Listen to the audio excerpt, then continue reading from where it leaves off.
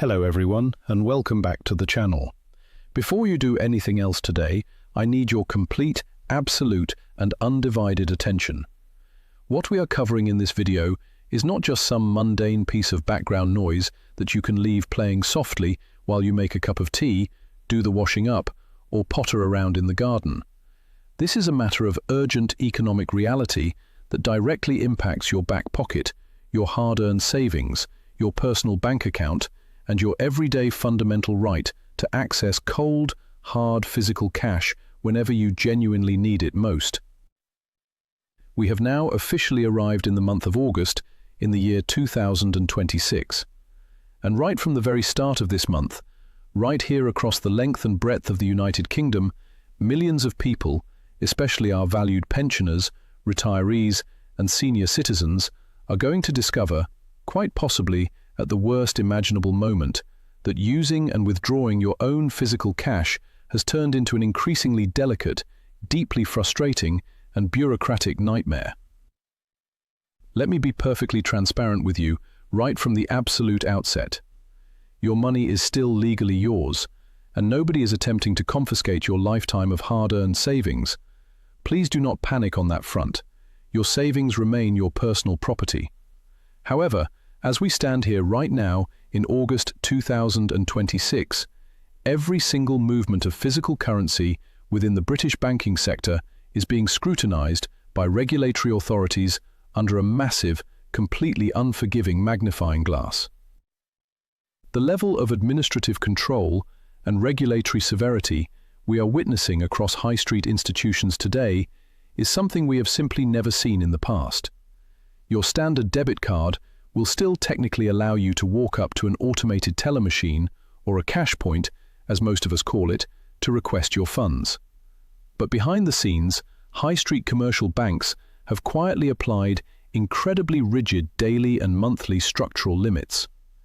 The real sting in the tail for the average customer is that these automated blockages are almost always discovered only when you are standing on the high street, in real time, trying to execute an urgent, time-sensitive, or deeply personal financial transaction. It is a stressful, embarrassing, and deeply humiliating experience that is currently catching thousands of honest, law-abiding people completely off guard. Before we begin, I would like to remind you that many pensioners could be eligible for a new extra support payment of £200. If you have not heard about this yet, I have left detailed information from an official source in the comments below the video. Make sure to check it out. And now, let us move on to the topic of today's video. To really understand how this restrictive system operates on a practical level in our daily lives, I want you to vividly picture a scenario that I am certain will resonate with almost every single person watching this video today. Imagine walking down to your local trusted cash point on a bright August morning. It is the exact same cash machine you have relied upon for 5, 10, 15, or perhaps even 20 years.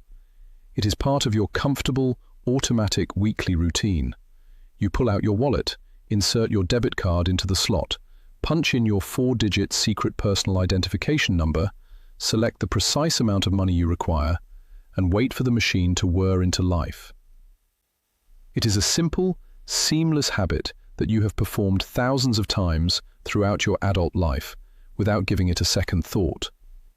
But on this occasion, instead of the familiar, comforting sound of paper banknotes being counted out behind the plastic screen, something goes entirely wrong. The machine falls completely silent. A cold, clinical, utterly unexpected error message flashes up on the electronic display, informing you that your withdrawal request has been formally refused. Or perhaps, even worse, the transaction is authorized for only a tiny, measly fraction of the amount you actually requested, leaving you standing on the pavement completely dumbfounded, holding a single £10 note when you desperately needed hundreds to cover an immediate expense. In that precise second, your peaceful morning routine is shattered. A sudden, intense wave of anxiety hits you in the chest, and you start asking yourself why on earth this is happening to you and what you could have possibly done wrong. Is there something wrong with your account? Has your card been compromised? Have your life savings been frozen without your knowledge? And this, my friends, is precisely where the true distressing nightmare begins for millions of honest citizens up and down the country. Anyone who remains completely oblivious to the stringent new banking frameworks fully implemented this August 2026 runs the very real risk of feeling like a suspected criminal, when in absolute reality, they are merely attempting to access their own money. This is money built upon a lifetime of hard work, personal sacrifices, and decades of paying taxes into the state system. This distressing operational reality stems from the indisputable fact that the United Kingdom's banking network simply does not function the way it used to, and understanding this monumental structural shift is your absolute first line of economic self-defense. I am certainly not telling you all of this to stir up unnecessary panic or to spread alarmist headlines for the sake of getting views. I am bringing these facts to light because these are the concrete, undeniable operational realities on the ground for this month of August 2026. While your standard debit card is technically designed to serve a dual purpose, allowing you to make point-of-sale terminal payments in retail shops and to pull physical currency out of automated machines, your legal ability to withdraw cash from the wall is now subject to strict, unyielding, daily and monthly caps. Crucially, these withdrawal caps are established entirely autonomously by each individual banking group and financial institution. What this means for you in practical terms is that there is no longer a uniform, standardized rule across the high street. Your personal experience will depend entirely on which financial institution holds your current account. One retail bank might permit a maximum daily withdrawal threshold of £500, whilst a competitor bank, located right next door, might enforce an entirely different, much lower ceiling of just £200. When you find yourself staring at an unexpected rejection message at a cash point screen, it is highly likely that there is absolutely nothing wrong with the mechanical hardware of the machine itself. Instead, it is the bank's central computer network simply executing the exact digital security commands it has been programmed to enforce under the latest regulatory compliance laws. Understanding that this is a digital software lockout rather than a hardware fault brings us directly to a crucial point that a staggering number of people completely underestimate, but which I personally consider to be the most vital element of this entire discussion. Let us clear up one major misconception straight away. Physical cash remains entirely legal tender in the United Kingdom.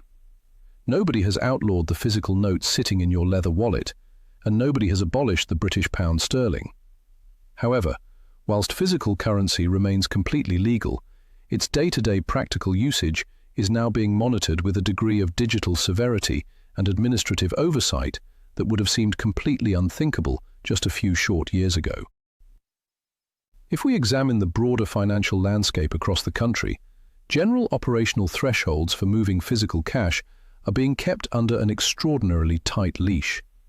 You must be exceptionally careful not to blur the legal boundaries between making a simple, straightforward withdrawal from your own personal current account and the act of transferring or paying large sums of physical cash to a third party.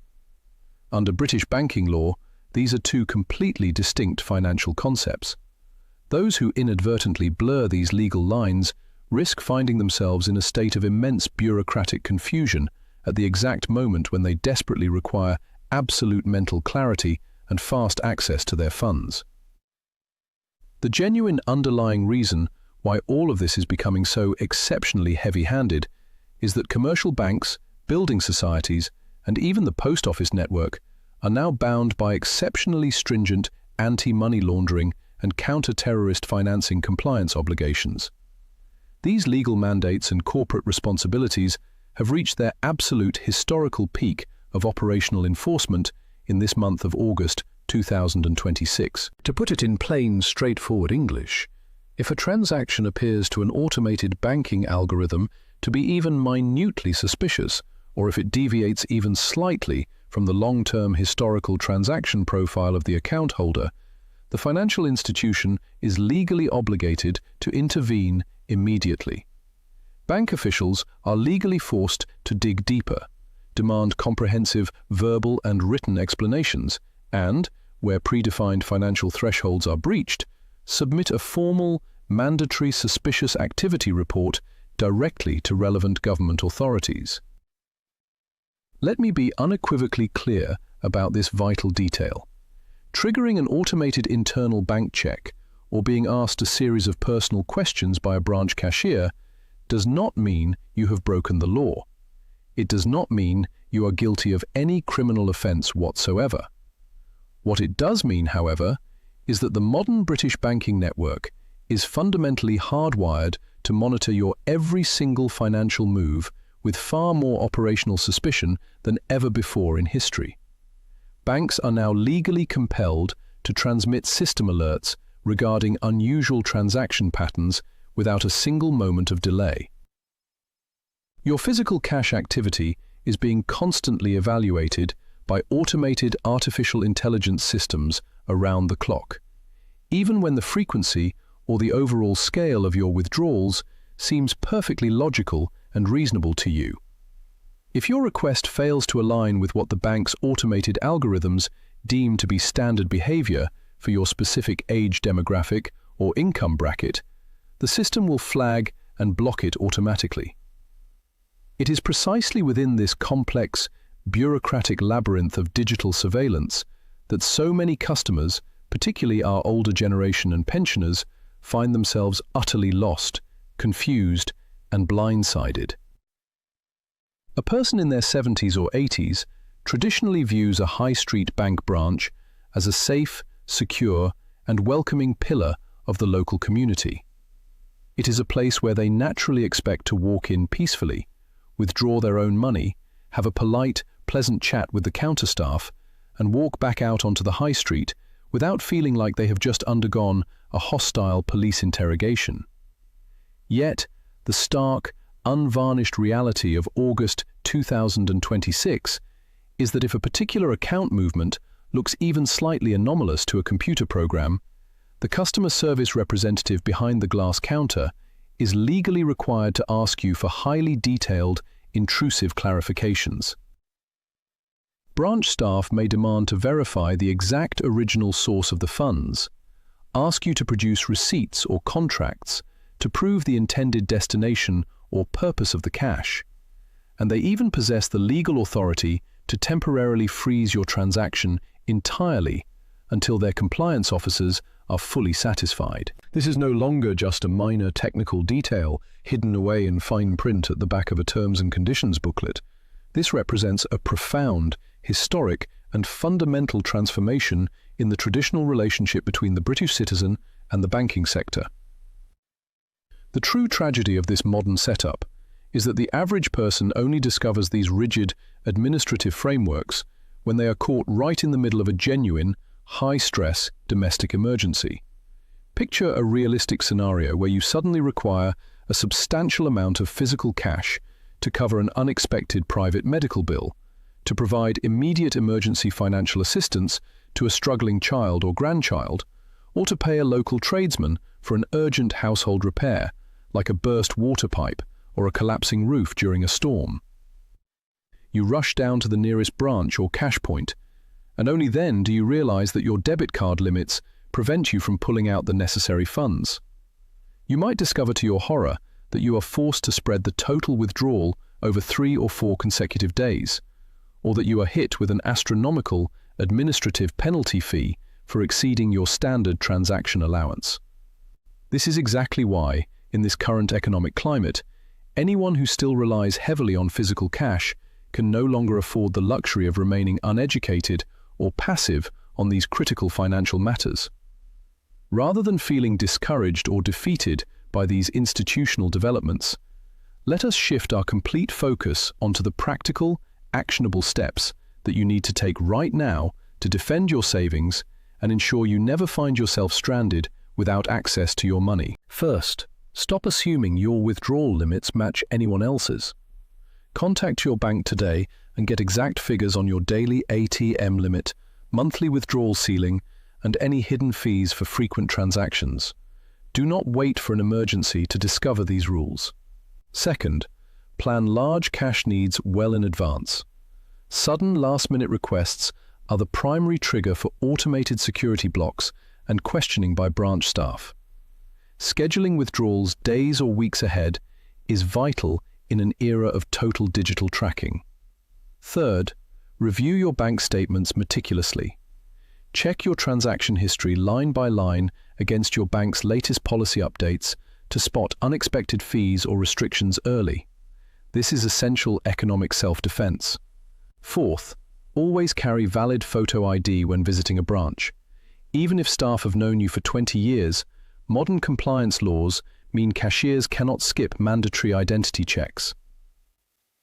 Fifth, remember that you are not powerless. If a bank treats you unfairly, lodge a formal complaint. If it goes unresolved, escalate it for free to the Financial Ombudsman Service, an independent body that settles consumer disputes without costly lawyers. Behind these barriers sits an automated, highly rigid system. You cannot ignore these frameworks, but understanding them puts you in control. My advice for August is simple. Stay informed, check your statements, plan large withdrawals early, and never assume your card will dispense unlimited cash on demand. Preparation makes all the difference between resolving an issue with confidence and staring helplessly at a locked screen. If you found this useful, share it with family and friends who still rely on cash. The worst time to learn about these rules is during a crisis. Knowing the facts in advance ensures you stay in control of your financial destiny. Thank you for watching, stay vigilant, and stay prepared.